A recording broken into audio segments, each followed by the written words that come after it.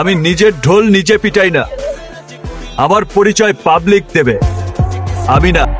তুফান সিনেমায় তামিল স্টাইলে ধুমধারাক্কা অ্যাকশন নিয়ে এবার হাজির হবেন সুপারস্টার শাকিব খান। সম্প্রতি তুফানে শাকিবের লুক ভাইরাল। এ বিষয়ে বিস্তারিত জানতে ভিডিও সম্পূর্ণ দেখুন। বর্তমান সময়ে বৈশাখী ঝড় আসুক বা না আসুক তাতে কারো কিছু যায় আসে না, কিন্তু তুফান সিনেমার শাকিবের অ্যাকশন সকল সিনেমা প্রেমীদের মনে ঝড় তুলবে এতে কোনো সন্দেহ নেই। চোখ জোড়ানো লুকে সুপারস্টার শাকিব খান তুফান সিনেমায় তুফান হয়ে আসতেছেন। তুফান সেট থেকে প্রথমবার স্টিল পিক সোশ্যাল মিডিয়ায় ভাইরাল। শাকিব খানের তুফানের গেট আপ এবার কেজিএফ কে হার মানাবে। তুফান সিনেমার মাত্র একটি ফুটেজ লিক হওয়ার সাথে সাথেই শাকিব ভক্তদের মনে ঝড় বইতে শুরু করেছে। প্রথমবারের মতো তামিল অ্যাকশনের সিনেমা করছেন শাকিব খান।